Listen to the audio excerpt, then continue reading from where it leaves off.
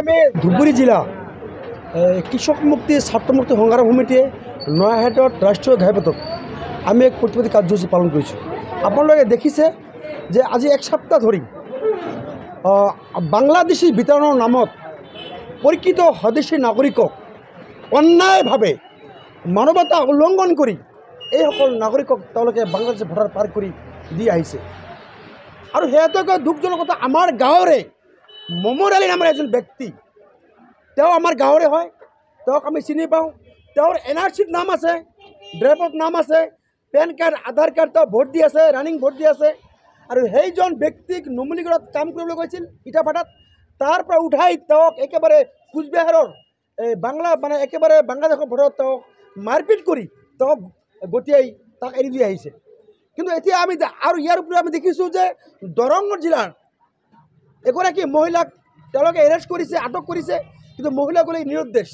আমি কালি দেখিলোঁ যে এই মহিলাগৰাকীয়ে আত্মহীয়া শিশু সন্তান কোলাত লৈ বাংলাদেশত এটা জংঘলত 4-5জন মহিলাৰ সৈতে তেখেত থিয় হৈ কান্দি আছে। ওৰে নিশা তেওঁ সেই জংঘলত কেঁচুৱা বাচ্চাৰ সৈতে তেওঁ কান্দি আছে, তেওঁ থিয় হৈ আছে। ই এক মানৱতা উলংঘনকাৰী। এই হিমন্ত বিশ্ব শৰ্মা ডাঙৰীয়া তেওঁ হিটলাৰ, তেওঁ ফেচিষ্ট আৰু নৈৰাজ্যবাদ আৰম্ভ কৰিছে। কেৱল তেওঁলোকে বাংলাদেশীৰ নামত স্বদেশী নাগৰিকক হ্ৰাসত কৰা হৈছে। আৰু আমি দেখিছোঁ যে এজন পৰিয়ালৰ 5জন মানুহ আছে, তাৰ এজন মানুহ বাংলাদেশী, বাকী 4জন স্বদেশী হৈছে। গতিকে দেখ কৰি এই মানৱতা উলংঘন কৰিছে। আৰু আমি দেখিছোঁ যে যদি কোনোবাই বাংলাদেশী আছে তেতিয়াহ'লে তেওঁলোকে তাক তথ্যৰ ভিত্তিত বাংলাদেশ চৰকাৰৰ লগত আলোচনা কৰি, দ্বিপাক্ষিক আলোচনা কৰি সন্মান সহকাৰে সেই নাগৰিকক তাত মানে প্ৰেৰণ কৰিব লাগে। তাকে নকৰি চৰকাৰে জানে এওঁলোকে বাংলাদেশী নহয়। তেওঁলোকে এটা কমিউনিটিক টাৰ্গেট কৰি হিমন্ত বিশ্ব শৰ্মা ডাঙৰীয়া নিচিনা হিটলাৰী শাসনে এজন নৰখাদক, এজন পিশাচ যি ব্যক্তি আজি অসমৰ চিএম হৈছে। গতিকে আমি দাবী জনাইছোঁ যে যিসকল নাগৰিকে তেওঁলোকে অন্যায়ভাৱে আজি তেওঁলোকে বিদেশত মাটিত পঠিয়াইছে।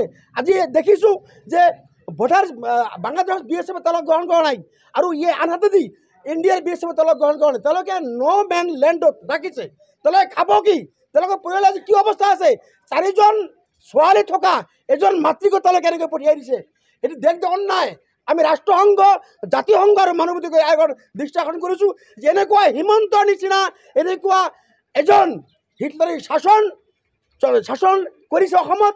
আৰু কেৱল এটা কমিউনিটিক টাৰ্গেট কৰি আমাক নিশ্চিত কৰাৰ চেষ্টা আৰম্ভ কৰিছে। গতিকে আমি দাবী জনাইছোঁ, আপোনালোকে দেখিব এই যে মমৰ আলী, তেওঁৰ NRC ডাটা আছে, তেওঁৰ নাম আছে, তেওঁৰ আধাৰ কাৰ্ড, পেন কাৰ্ড আছে ইত্যাদি ডকুমেণ্ট থকা সত্ত্বেও মমৰ আলী কিয় কোচবিহাৰৰ সেই বাংলাদেশ সীমান্ত এলেকা দি তেওঁক গতিয়াই তেওঁক বাংলাদেশ প্ৰেৰণ কৰা হৈছে।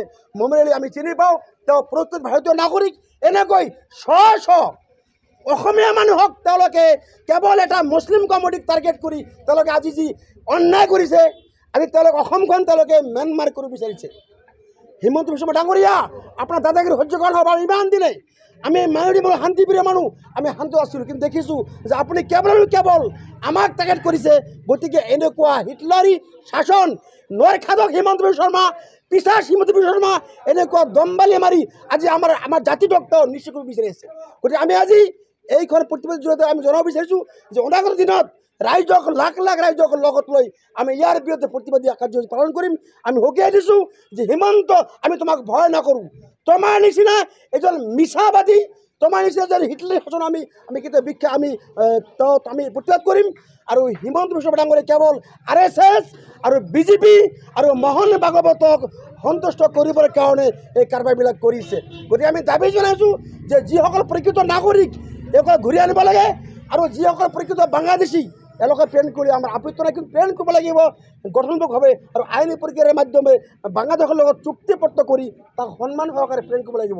আৰু আমি দেখিছোঁ যে এই চৰকাৰখনে আজি কেইদিন ধৰি ৰাতিৰ অন্ধকাৰত মহিলাক উঠাই লৈ গৈ আছে।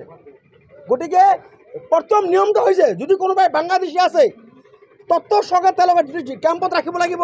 তাৰপিছত তেওঁলোকে বাংলাদেশত এই পত্ৰ প্ৰেৰণ কৰিব যে এইজন মানুহ বাংলাদেশ হয় নাই। তাৰ প্ৰমাণ যেতিয়া পাব যে তেখেত বাংলাদেশী, তেতিয়া তাত প্ৰেৰণ কৰিব পাৰিব। কিন্তু তেওঁলোকে কোনো নীতি বহিব